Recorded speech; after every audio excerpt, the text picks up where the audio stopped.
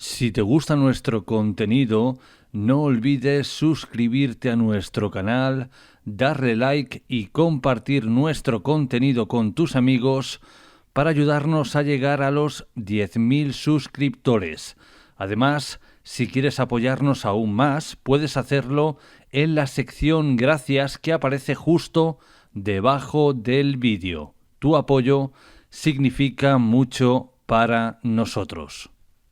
Es la noticia a esta hora. Daniel Sancho ha sido condenado a cadena perpetua por el crimen al cirujano colombiano Edwin Arrieta. El Tribunal de Tailandia le ha encontrado culpable del delito de asesinato y ocultación del cuerpo, aunque evita la pena de muerte al considerar el juez que ha colaborado con la investigación.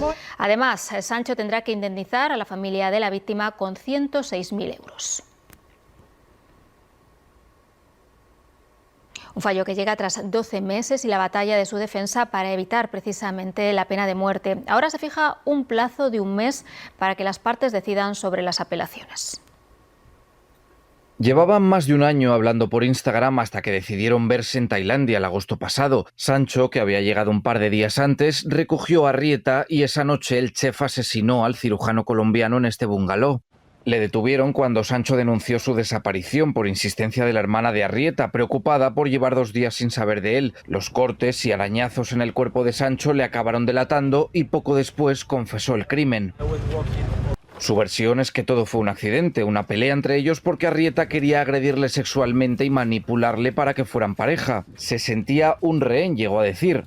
Y días después se supo que estando ya en Tailandia había comprado un cuchillo, guantes, detergente o bolsas de basura y que había descuartizado el cuerpo y las partes las había arrojado al mar y a vertederos como este. Sancho colaboró con la policía explicando dónde las había tirado.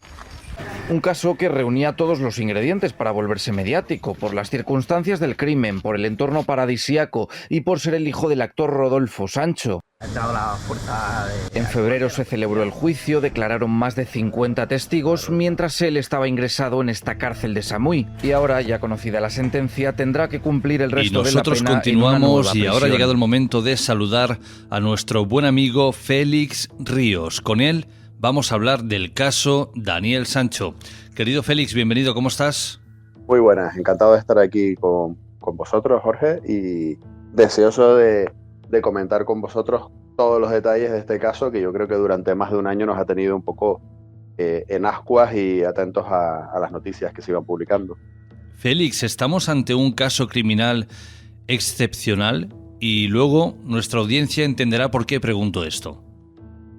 Depende. Desde el punto de vista criminológico, no. Desde el punto de vista mediático, sí. ¿Por qué? Pues porque asesinatos con desmembramiento post-mortem, pues ha habido bastantes casos en la crónica negra, tanto nacional como internacional. No quiero decir que esto sea una práctica habitual, pero bueno, hay muchos casos que han pasado casi desapercibidos en el mismo sentido, ¿no? Incluso en la misma Tailandia, ¿no? Como el caso de Artur Segarra. Y aquí en España también hemos tenido varios en ese sentido. ¿Cuál ha sido la diferencia? Pues la diferencia ha sido el eco mediático que ha tenido este caso, básicamente por el hecho de que el asesino pues era hijo y nieto de actores conocidos españoles y la víctima pues era una persona del mismo sexo, colombiano y que al parecer tenía una relación económico-afectiva con respecto al asesino. Entonces creo que todos han sido los ingredientes que para la prensa han sido óptimos para haber hecho el seguimiento tan importante que se ha hecho de este caso. Preguntaba esto, querida audiencia, porque si recuerdan la última vez que hablamos con Félix sobre el tema de Madeleine McCann, él nos comentaba que, bueno, cuanto más guapo y más famoso sea el personaje o la personaje, bueno, pues más va a impactar en la prensa, ¿no? Más conocido se va a hacer el caso. Bueno, pues aquí tiene toda la pinta de que los dos factores se cumplen. Este chaval era un tío muy atractivo, porque sigue vivo, es un chaval muy atractivo y además viene de una familia muy importante. Parece una tontería, pero es un factor muy importante a tener en cuenta desde el punto de vista mediático. O sea, los casos mediáticos más sonados normalmente, y esto puede parecer algo frívolo, pero es una realidad, incluyen a víctimas que son hermosas o asesinos que son hermosos, ¿no? Desde el punto de vista del atractivo físico, ¿no? Y podemos poner miles de ejemplos. Por ejemplo, en cuanto a las víctimas. El caso Madeleine McCann, ¿no? Aparte también, pues, el perfil añadido de que los padres pues, son médicos de cierto renombre, en fin, y así pues una larga cantidad de casos que yo creo que cualquiera, si de repente en nuestra mente, ¿no?, pensamos en la víctima, a lo mejor tenemos un rostro, ¿no?, un hermoso, un bello rostro que no se nos va de la cabeza. Lo mismo pasa con algunos asesinos. Si recuerdas el asesino de la katana, era un chaval que, bueno, era adolescente, pero era relativamente atractivo, ¿no? Que también, dentro de lo que cabe, de alguna manera causó lo que se conoce comúnmente como ibristofilia, ¿no? Tenía seguidoras y chicas que le escribían, y en fin, de estos casos ha habido un montón, ¿no? Es curioso, pero la mente humana funciona de esa manera, ¿eh? Félix, Tailandia, un paisaje idílico, agosto del año 2023. ¿Qué podía salir mal?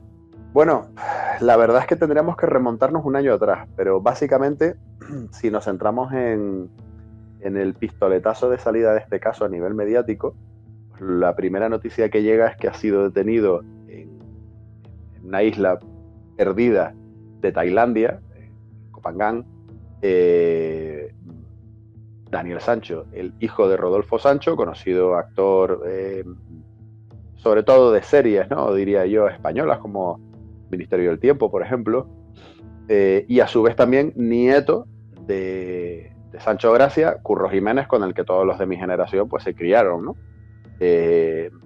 A partir de ahí, pues las primeras noticias que van trascendiendo, sobre todo a través de la agencia EFE, son pues que al parecer pues ha cometido un asesinato en el que ha matado a una persona de su mismo sexo con la que al parecer mantenía una relación afectiva, un colombiano mayor que él, cirujano plástico, y que después de cometer el asesinato pues descuartiza su cuerpo y lo esparce en diferentes lugares de la isla. Sin embargo, pues la policía, al mismo tiempo, también es un aspecto del caso que trasciende sobre la marcha, en apenas 24 horas tras el crimen consigue detener al asesino en este caso, ¿no?, que ya está condenado.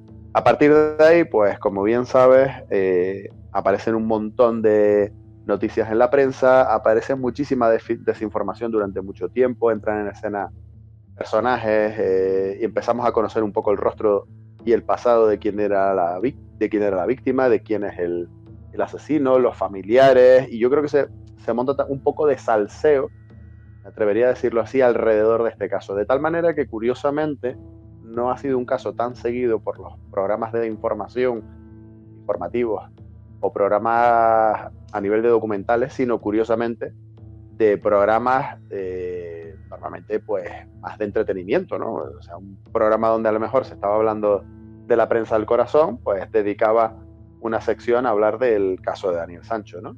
Ahí es donde yo creo que se produjo el boom mediático y también una fuerte corriente de desinformación, ¿no?, que luego veremos por qué, ¿no? Es decir, si este caso hubiese sido tratado desde el punto de vista simple y llanamente de los informativos, pues no hubiese tenido tanto eco. Pero claro, ten en cuenta que vivimos una época en la que en la televisión lo que vemos normalmente son pues programas de ese tipo de espectro, por así decirlo, tanto por la mañana como por la tarde, y además en todas las cadenas, da igual si son cadenas autonómicas, son cadenas privadas, si son cadenas públicas, siempre el formato de los programas es parecido. Entonces, hubo un bombardeo durante un año de información, pero sobre todo de desinformación en este caso, que yo creo que dejó un poco atolondrado a la mayoría del público, que no se tomó la molestia de indagar a través sobre todo de redes sociales y especialmente de YouTube los aspectos realmente reales, forenses y criminalísticos del caso, que eran lo importante, no tanto el salseo alrededor. ¿Y qué vínculo, Félix, unía a Daniel Sancho y Edwin Arrieta en ese agosto de 2023 en la isla de Koh Phangan? Lo digo porque hay quien apunta que era un viaje romántico y otros que era un viaje de negocios. A ver, es un hecho probado que ellos se conocían desde hacía un año aproximadamente, que se habían conocido, creo que inicialmente fue a través de redes sociales, pero luego pues, se conocieron en persona, coincidieron en España, en fin, pasaron tiempo juntos y está claro que establecieron una relación afectiva, por lo menos por parte de Edwin, pero dentro de ese aspecto o dentro de ese ese contexto de la relación, pues había también, de alguna manera, una relación económica. ¿En qué sentido? Pues, a priori, Edwin, la víctima, pues sufragaba, de alguna manera, gran parte de los gastos de Daniel. De hecho, si no me falla la memoria, el propio Rodolfo Sancho en alguna entrevista llegó a admitir que su hijo tenía una tarjeta de gastos, no sé si rondaban los 2.000 euros al mes o una cosa así, que utilizaba, pues se supone que para empezar a mover lo que serían determinado tipo de cuestiones relacionadas con la posible creación o implementación de negocios en el entorno de la hostelería en España, ¿no? De los que Edwin, de alguna manera, pues iba a ser un empresario más, ¿no? O al menos eso era lo que Edwin creía. A partir de ahí, ya sabes que ha habido mucha rumorología alrededor de pues, cuánto dinero realmente pudo haber llegado a mandar a lo largo de ese año Edwin, si realmente las cantidades eran mayores, si ese dinero de dónde venía o no venía.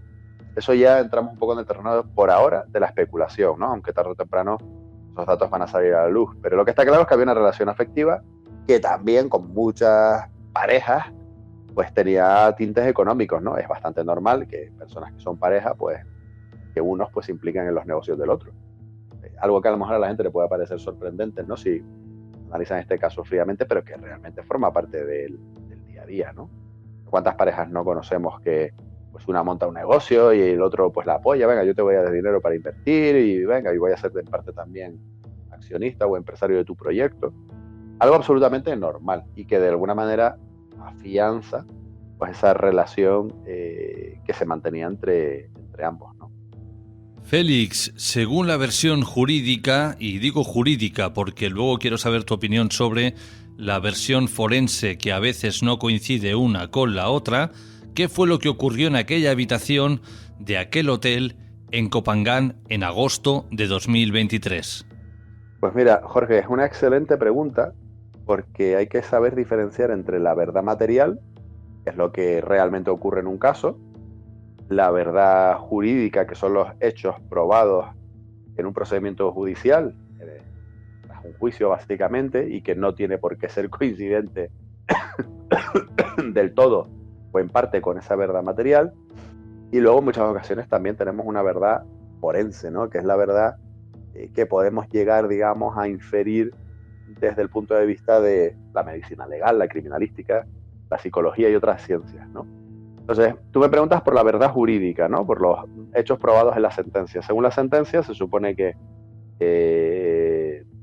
pues motivados posiblemente por una ruptura, tiene lugar una discusión en un bungalow de la isla, y en medio de esa discusión, pues tiene lugar una pelea que ocasiona el fallecimiento de Edwin Arrieta.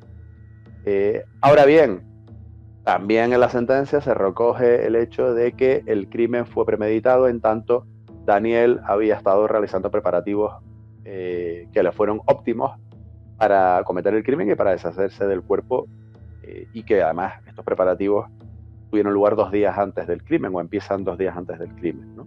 Con la compra de pues, bolsas de plástico, de cuchillos, en fin, de artículos de limpieza y de un montón de elementos y no otros que le sirvieron tanto a la hora de acabar con la vida de Edwin como sobre todo a la hora de deshacerse del cuerpo y eliminar las pruebas. Esa sería la verdad jurídica.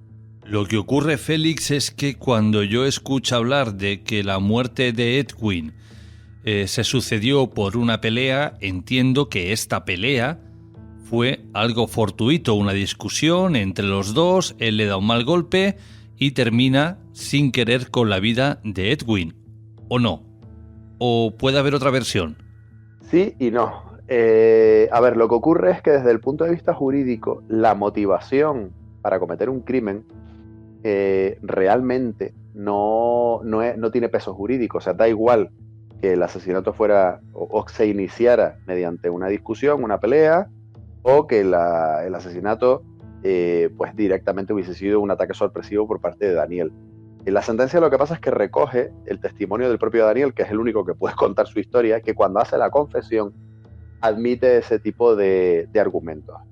lo cual, evidentemente, como tú bien has observado, puede hacer entrar en contradicción desde el punto de vista lógico, pues esos actos preparatorios iniciales, ¿vale? Pero sin embargo ya digo que no es una cosa tan extraña, ¿no? Porque realmente al juez y a la policía, desde el momento en el que Daniel admitió que cometió el asesinato, ya el resto le daba igual. El motivo de la discusión, si realmente hubo discusión o no, da igual, porque el hecho de que luego ellos valoraran y supieran que había habido una premeditación absoluta en el caso, pues obviamente ya marcaba la tónica de lo que iba a ocurrir en el juicio y en la sentencia, ¿no? Que era pena de muerte. Luego conmutada, pero pena de muerte por el hecho de que es un asesinato premeditado. Ahora bien, como bien has observado, obviamente no es la verdad que yo entiendo que ocurrió del todo, o por lo menos esa parte argumental de por qué se inicia o en qué circunstancias se inicia la mal llamada pelea, que yo creo que no es pelea, sino que es ataque, entre la víctima y el agresor, y que además en el libro que he publicado recientemente desgloso, sobre todo a través del análisis forense realizado por un buen compañero nuestro, director hasta hace poco del Instituto de Medicina Legal de Ceuta, médico forense en ejercicio ahora mismo en Palma de Mallorca, Borja Moreno, y a través de sus apreciaciones desde el punto de vista médico-legal, más toda la información que hay en el procedimiento, más mi propia experiencia, más o menos tenemos claro cuál fue la sucesión real de los hechos, que como ya digo, no cambiaría para nada en la sentencia y entre comillas el veredicto que hubo en este caso. Y yo estoy seguro que además es la misma verdad, por así decirlo, que los policías que investigaron el caso tenían absolutamente claro. Lo que pasa es que desde el punto de vista procesal, pues ya digo, para ellos era una cuestión secundaria, los argumentos que pudiera dar Daniel del por qué o cómo se inicia la pelea. ¿Podríamos estar hablando, Félix, de que Daniel Sancho era un psicópata? Lo digo porque, a ver, entiendo que la gente normal, si hay un incidente y alguien pierde la vida, pues llamaría a emergencias, lo que fuera, pero lo último en lo que pensaría sería ir a recogerlo al puerto, llevarlo con la moto, comer juntos, hacer cosas juntos, luego matarlo y luego encima además descuartizarlo y tirarlo por ahí. Bueno, vamos a ver, cuando las personas quieren... Hay grados y niveles, es decir, hay personas que pueden cometer un asesinato de manera fría, tener rasgos psicopáticos, pero no ser un psicópata al 100%, ¿vale? En este caso, ¿qué es lo que nos dice todo el modus operandi, el desarrollo de los acontecimientos, incluso la actitud de Daniel posterior a la comisión del crimen, a las reconstrucciones, en el juicio, etcétera? Yo creo que está claro, y así pues, yo lo recojo también en un capítulo del libro, hay claramente rasgos psicopáticos. No puedo asegurar a qué nivel, porque para eso habría que hacer pues, unas pruebas psicométricas básicamente, ¿no? O conductuales sobre la persona de Daniel, pruebas que nadie ha tenido interés en hacer, porque yo creo que ni a la defensa ni a la acusación le interesaban, pero que seguramente nos iban a desvelar que estamos ante, si no un psicópata, alguien que tiene rasgos psicopáticos más que agudos y que de alguna manera bordean o pasan, digamos, la frontera de lo que se suele llamar la tríada oscura, ¿no? Que son los rasgos de frialdad, de falta de asertividad, etcétera, y de narcisismo que suelen tener los psicópatas. Entonces, en muchas ocasiones, los actos hablan mucho más que un análisis que le podamos hacer a una persona. Cuando analizamos todos los actos de Daniel, fíjate que incluso, Jorge, las publicaciones que él hacía en redes sociales, meses antes, durante la comisión del crimen, hay una anécdota muy curiosa que es que cuando después de que mata a Edwin lo descuartiza y empieza a repartir partes de su cuerpo, pues se va a desayunar a un hotel, desayuna, sube una foto a Instagram, ¿no?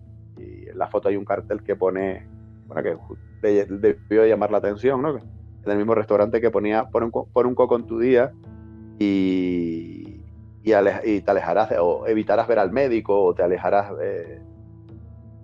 del médico o algo así, ¿no? O sea, fíjate la ironía con la que el tipo sube la foto, ¿no? Una ironía que seguramente solo entendía él, ¿no? Y luego, después de ese desayuno, pues sigue repartiendo partes de Edwin por la isla, ¿no? Entonces, evidentemente, pues ese tipo de conductas no nos hablan del típico sujeto que se ve sobrepasado por las circunstancias o se ve abocado desde su punto de vista a cometer un crimen y que luego, pues, de alguna manera tiene que operar básicamente, pues, enfundado en una nube de terror, ¿no? No parece que sea el caso, ¿no? Félix, ¿cómo llega la policía a Daniel Sancho? Yo lo sé, pero quiero que se lo cuentes a la audiencia, porque aquí tiene pinta de que el chaval se creía muy listo y luego resultó ser todo lo contrario. Pues mira, efectivamente, bueno, sobre eso te puedo decir que hay una doble lectura, Jorge.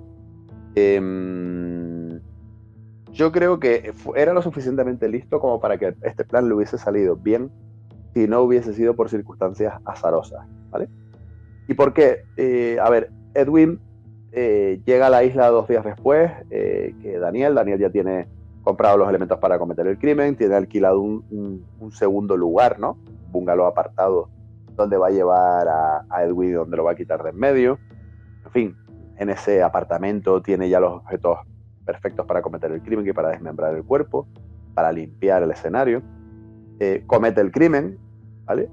Desmembra el cuerpo y aquí es donde empiezan las cosas a, de alguna manera, empiezan estas circunstancias a ponerse a prueba. ¿Y por qué? Porque fíjate que es curioso, pero normalmente la gente, y digo la gente en general, pero debería decir los asesinos en particular, y he hablado con muchos y en estos 25 años he visto muchísimos expedientes de asesinatos, de homicidios, etc. La mayoría de las ocasiones la gente piensa en el antes y en el durante, ¿no? En la comisión de un crimen, pero en la fase posterior la gente piensa poco, es curioso. No le pone tanto asunto ni tanto detalle, porque la gente está ansiosa por solucionar su problema mediante quitar la vida a alguien, ¿no? Cuando lo planifica, me refiero. Entonces, bueno, el plan de Daniel hasta cierto punto le va saliendo bien. Él desmembra el cuerpo, lo reparte en bolsas, lo mete en el congelador y dice, bueno, ya ahora voy a empezar a tirar partes del cuerpo. Se acerca a la playa, alquila un kayak en un establecimiento donde había pasado por delante el día anterior. Ya había mirado pues, la tabla de precios, etcétera. Alquila ese kayak y empieza a lanzar partes del cuerpo. Lanza las partes del cuerpo y bueno, y la cosa va bien. Regresa y ¿qué es lo que ocurre? Que en ese ínterin en ese plan inicial de me voy a deshacer en el mar, o mar adentro, ¿no? De diferentes partes del cuerpo, pues resulta que el tiempo cambia, se pone malo y de repente el tipo ya no puede salir con la piragua. Y dice, ¿y ahora qué es lo que hago? Claro, en ese momento él no tiene claro si el mal tiempo va a durar poco o mucho. Y claro, tiene partes de un cuerpo en un frigorífico. Pues decide meterlos en la mochila, subirse en la moto y empezar a repartirlos por diferentes puntos de la isla. ¿Qué es lo que ocurre? Que vamos a decir que tiene la mala suerte de que algunos de esos restos acaban en un contenedor que a su vez acaba en el vertedero de la isla al día siguiente, ¿vale? Esa mañana siguiente, en ese vertedero de la isla, pues de repente pues una señora ve una bolsa que está medio abierta y ve unos trozos de carne dentro que inicialmente piensa que son de cerdo. Llama al encargado, el encargado se acerca y cuando ven que hay ropa también, ¿vale? Ya sospechan que estamos ante partes de un cuerpo. Avisan a la policía y se activa el protocolo. Fijaos que hasta ahora tenemos que tener en cuenta que si Daniel no hubiese tenido la mala suerte de que hubiera habido mal tiempo, pues hubiese seguido lanzando las partes de Edwin en salidas a la piragua. De hecho, luego hubo más salidas también, ¿vale? Cuando el tiempo mejoró, hubo más salidas en piragua.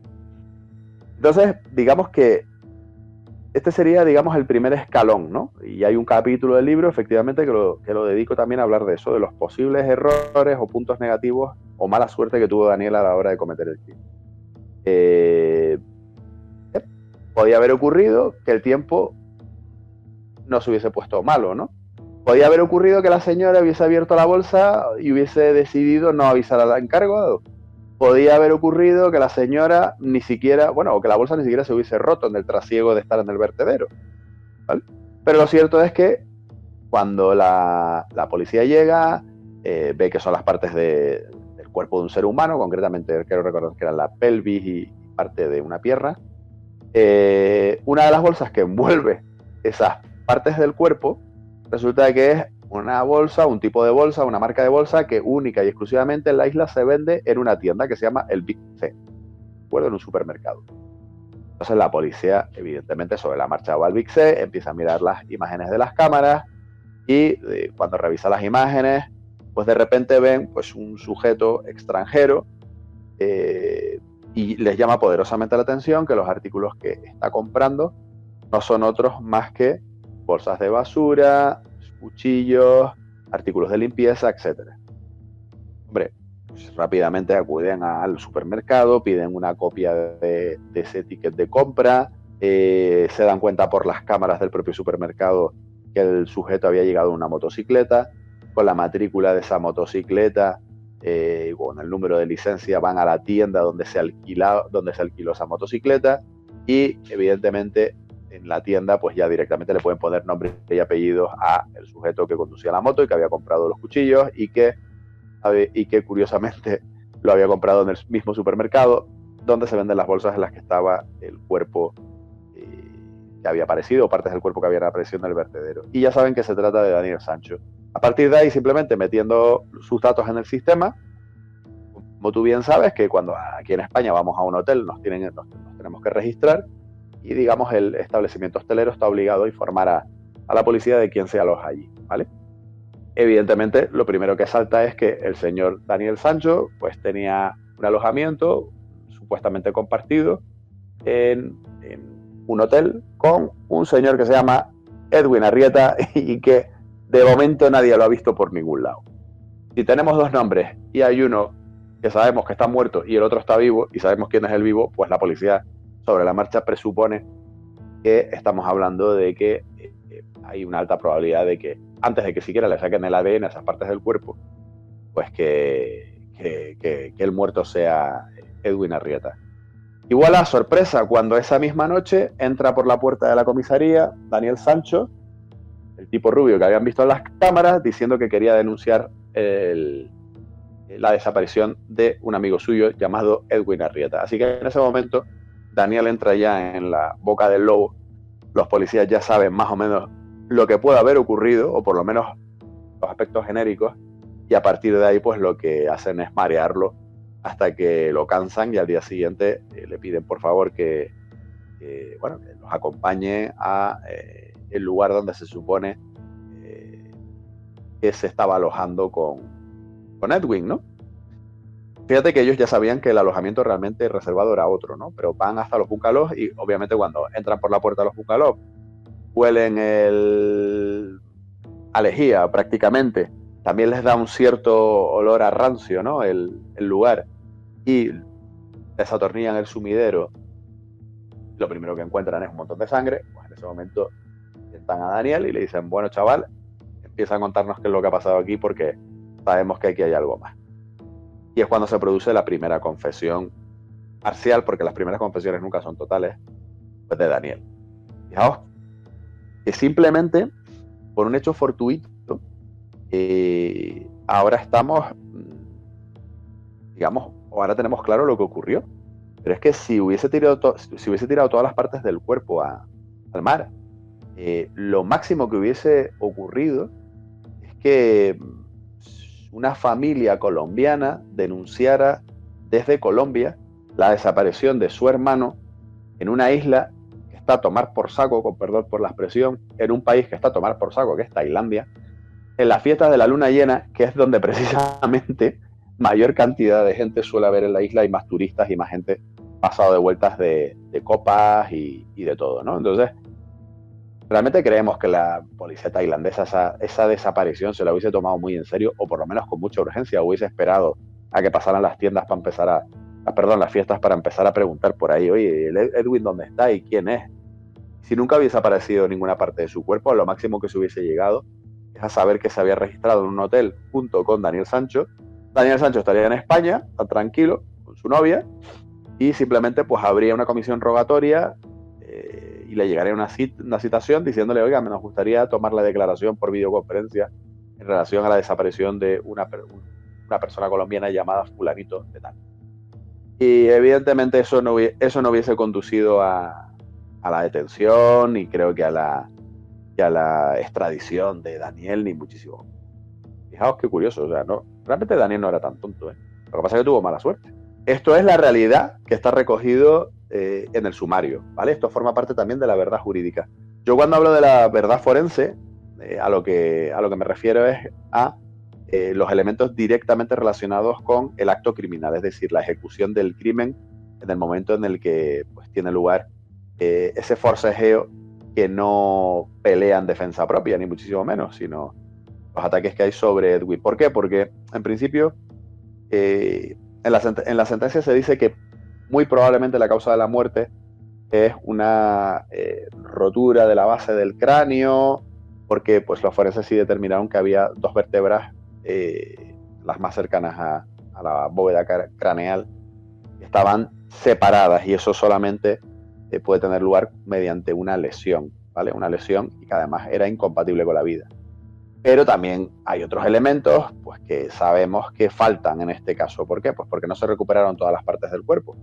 No se encontró el torso. Sí se encontró una camiseta, o sea, la camiseta de la víctima, donde aparecían varias cuchilladas. Entonces, lógicamente, debemos de pensar que lo más probable es que también hubiera habido cuchilladas en la muerte de Edwin. Pues claro. También, por otro lado, esas lesiones en la base del cráneo, nuestros forenses de aquí de España tienen absolutamente claro que no pueden ser producto de una caída fortuita, de una persona que retroceda hacia atrás y de repente se golpee con un lavamanos y muera, porque la fuerza que hay que imprimir es muchísimo mayor que el peso de un cuerpo. Eso se tiene absolutamente claro, porque además es la zona precisamente más dura de toda la bóveda craneal desde el punto de vista anatómico forense. Entonces, sabemos que posiblemente la secuencia no fue exactamente como está recogida en la sentencia. Seguramente yo creo que hubo un ataque sorpresivo, que apenas la víctima tuvo ocasión para defenderse, intentó salvar su vida, porque sí es cierto que hay alguna pequeña marca de uñas en el brazo de Daniel, pero eso no son heridas de defensa de Daniel, son heridas de intento de supervivencia de su víctima, ¿vale? Y luego aparte, evidentemente, aquí ha habido cuchilladas, pero seguro. Más todas las cosas que no podemos saber porque no hemos visto el resto de las partes del cuerpo que no han sido encontradas.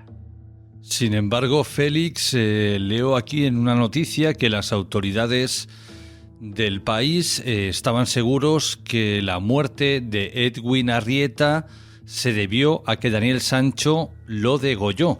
Vamos a ver, esa noticia está recogida por una mala traducción y una mala interpretación que se hace después de la rueda de prensa inicial que da un responsable policial que no era el investigador principal del caso, ¿no? Estamos hablando de Big Jock. Lo que vinieron a decir los forenses, que luego se ratificó en el juicio, es que tenían la impresión de que podían existir señales de vitalidad en, digamos, los bordes de las heridas del cráneo de Edwin. Es decir, ellos no tenían claro si a lo mejor a la hora de degollar, no de degollar, sino de desmembrarlo, vamos a decirlo así, de desmembrar a Edwin, sobre todo al separar su cabeza, podía ser que a lo mejor todavía quedaba algún hálito de vida en Edwin, ¿vale? No quiere decir que, yo creo que no debemos de pensar que Edwin estaba vivo y que de repente el tipo le cortó el cuello, no estamos hablando de eso. Yo creo que lo más probable es que Edwin estaba inconsciente, posiblemente estaba agonizando. En ese estado pues pudo haber un latido de corazón cada X minutos y Daniel pues ya empezó directamente a desmembrar el cuerpo. Por eso había aparentes señales de vitalidad en esos bordes de las heridas, pero tampoco se hizo un estudio específico, ¿vale? Fue una impresión de los médicos forenses. Ten en cuenta que en muchas ocasiones nosotros creemos que el establecer el antemortem, el perimortem y el postmortem en una herida es fácil o es una ciencia exacta, y no es así. Hay que hacer pruebas específicas y esas pruebas específicas también tienen un margen de error. Esto no es una ciencia exacta, ¿no?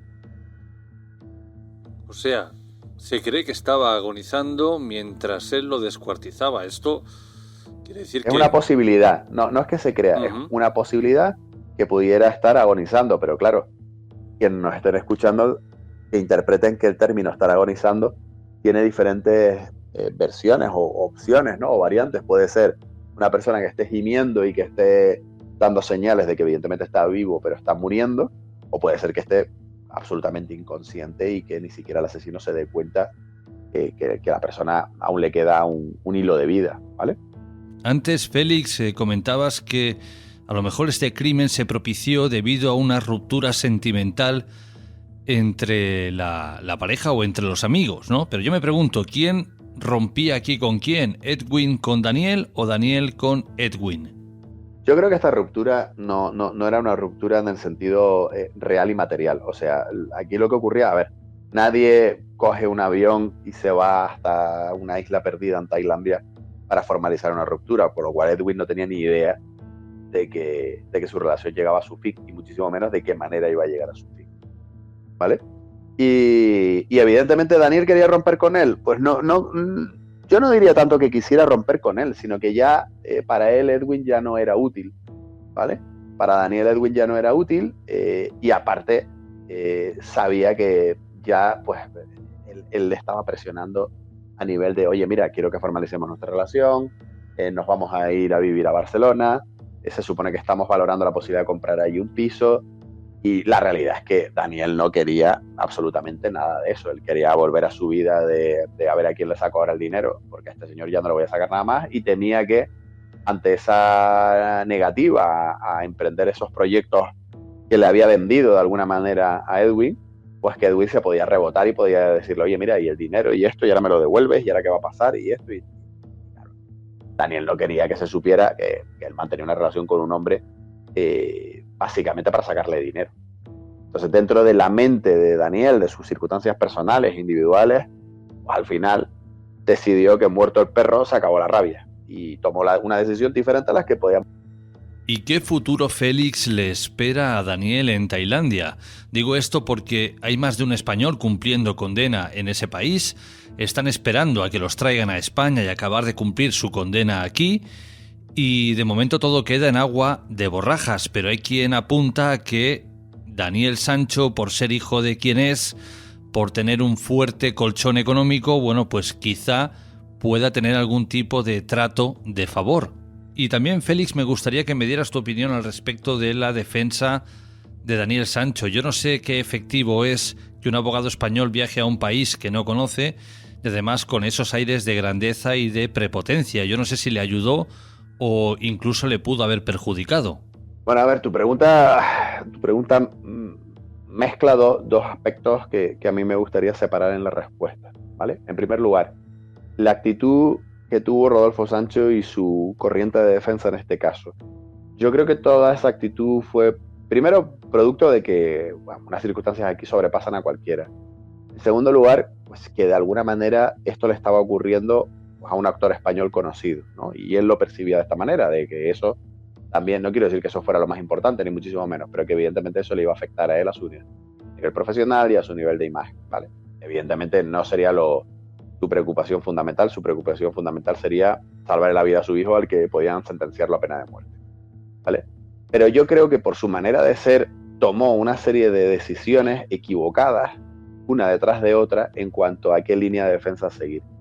Creo que no eligió a los profesionales adecuados, y que además las decisiones que tomaron estos profesionales sucesivamente fueron equívocas, y que de fondo creo que hubo mucho orgullo o no lo sé, o mucha ceguera a la hora de no darse cuenta de que constantemente se estaban equivocando, y no recularon, y no han reculado hasta ahora en ningún momento, prácticamente o básicamente no han reculado, ¿vale? Entonces, eso por un lado, creo que todo eso fue un error, pero que forma parte seguramente de la manera de ser de Rodolfo Sancho, que será un tío pues que le gusta coger las cosas por los cuernos, que le gusta decir, pues aquí estoy yo y esto lo vamos a solucionar, y voy a coger yo el timón. Y los que trabajamos en el mundo judicial sabemos que uno nunca puede dejar que el cliente sea el que lleve el timón del barco, ¿vale? Porque ni sabe, ni es objetivo, ni nada por el estilo. Entonces, esto sería, digamos, la primera parte de la respuesta. La segunda parte de la respuesta, ¿qué le deparará en el futuro a Daniel? Pues yo creo que está claro que él se va a quedar largo tiempo en la prisión en Tailandia. Dejaremos de estar pendientes de Daniel dentro de poco tiempo, y dentro de algunos años pues escucharemos alguna noticia de que pues mediante algún tipo de tratado, convenio, lo que sea, pues después de haber cumplido una serie importante de años en Tailandia, que no van a ser pocos, a pesar de lo que la gente cree, pues lo trasladarán a España, donde no lo van a liberar, sino que va a tener que seguir cumpliendo condena, pues como si hubiese sido condenado aquí en España por un homicidio, bueno, un homicidio no, por un asesinato.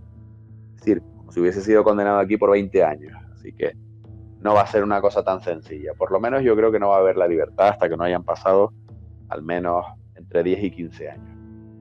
Pero también lo que he dicho antes, y hago mucho hincapié en esto porque siempre han sonado campanas que como Daniel Sancho es hijo de quien es, quizá se acelere el hecho de que venga para España antes que otros españoles que no tienen ni su fama, ni su popularidad, ni sus recursos económicos. Sí, pero no va a ocurrir. Ten en cuenta que, por ejemplo, ya sabes que por un delito mucho menor, en el caso de Fran Cuesta no ocurrió con la mujer de Fran Cuesta, ¿vale? Entonces, en este caso no va a pasar, porque aquí no va a haber enchufe que valga. Y en segundo lugar, ellos han minado, si esa posibilidad existía, con la actitud que ha tenido la defensa a lo largo de todo este tiempo, han minado todo eso, ¿vale? Han minado todo eso porque lo que han hecho ha sido infravalorar a las autoridades tailandesas, especialmente a la policía. En fin, ha habido hasta chistes sobre quién es el rey. No sé. Yo creo que no ha habido un respeto por la cultura y por el sistema y por saber que el partido no lo estaban jugando en España, sino que lo estaban jugando fuera, ¿no? Y que tenían que haberse atenido, primero haber tenido respeto y segundo haberse atenido a las reglas de Tailandia, ¿no? Entonces, aquí no hay enchufes que valgan, ni va a haber sobornos que valgan, ni muchísimo menos. Daniel va a estar cumpliendo a plomo su sentencia allí, al igual que lo están haciendo pues españoles. Félix, y para agotar los últimos minutos de nuestra conversación, esas imágenes que vimos al principio de Daniel Sancho custodiado por la policía, sentado en una especie de habitación, en un restaurante, incluso él dijo una vez, no sé si fue a través de sus redes sociales o por teléfono, que se lo estaban llevando a cenar a restaurantes de lujo y que se lo estaban pasando de maravilla con él. ¿Todo eso es cierto o es pura propaganda? A ver, es que la gente no conoce cómo se dan este tipo de circunstancias, este tipo de cosas detrás del telón en una investigación policial. Te voy a poner un ejemplo. Creo que fue con Ferrandis en Valencia, cuando se hizo la reconstrucción hubo que parar para comer. Y en la misma mesa estaba sentado el juez, la policía, el asesino en serie, Ferrandis, estaba su abogado, incluso algún periodista, y todo el mundo estaba comiendo y era un restaurante. Entonces, a la gente le puede sorprender, pero es que hay que parar para comer.